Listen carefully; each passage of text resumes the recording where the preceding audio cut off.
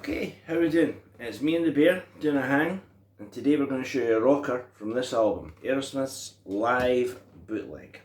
Okay.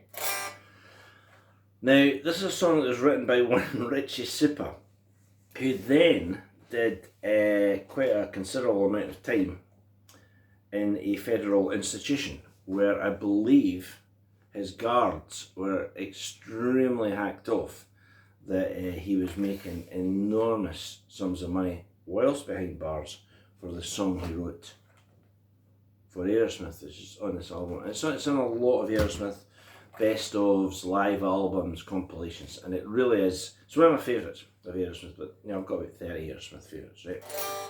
Me and the Bear are not condoning crime in any way, by the way, right? So it's a song called Chip Away the Stone, and I like it for a number of reasons. One, it's got an incredible groove to it, you know? It's, you know, you quite often hear people think that, or people suggest that, you know, most rock metal is just pedal to the metal, no pun intended, all the time. But this one's not like that. It's really groove based. It's really, if you want to have a comparison, it's like Stones. So without further ado, let's get into the song.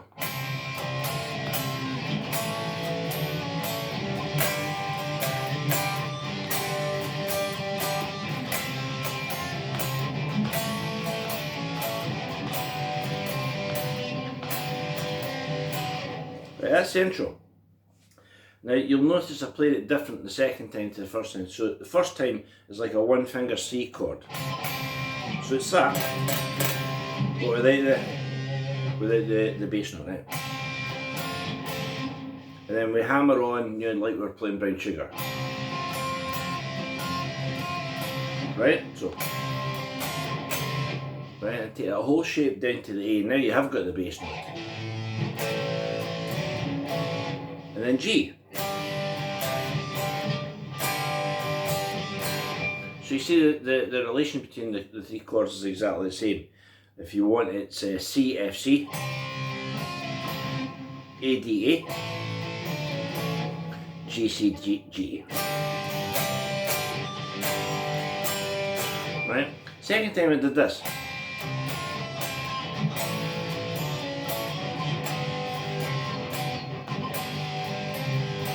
Right? So that's a different G. That's like your first position G, which is like the F chord that, you know, we'll struggle with when we first start, and it's just slid up to there. Now something else about this intro is it's full of spaces, right? It's more like this. I'm maybe going to slightly exaggerate it to make a point, but it's like this.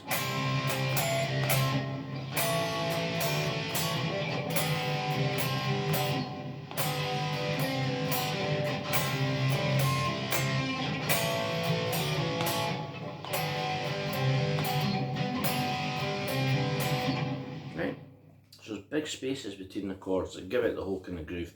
Drake Kramer's playing this massive drum beat behind it at this point, right? Into the first verse. Still Stones, eh? C, G, E minor. Same again. C, C, G, E minor. Right? A couple of things about this bit. We've got the real Stonesy. C. I would play C like this.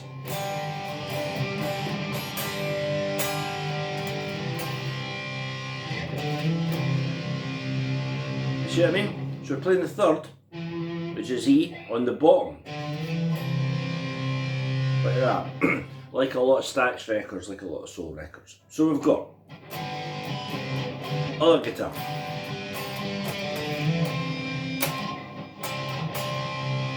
Stay in the C, G, E minor.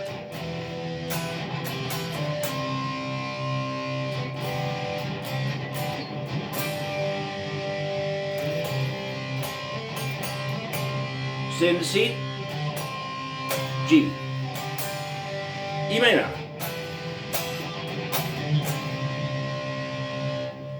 and then we're into the chorus, which is Chip Away, and it peps up a bit. D,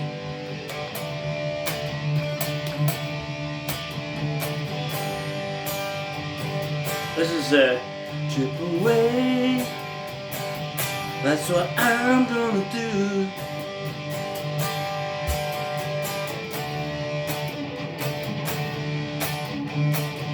And it allows the contrast of this.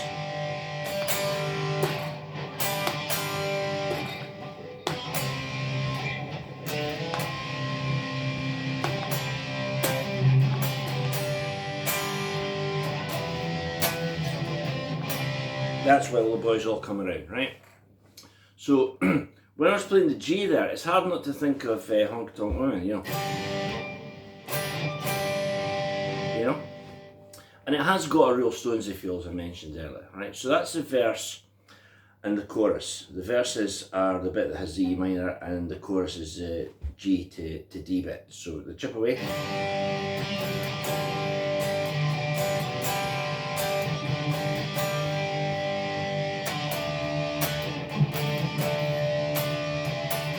Now you've got two guitars, so you can embellish this. You can go.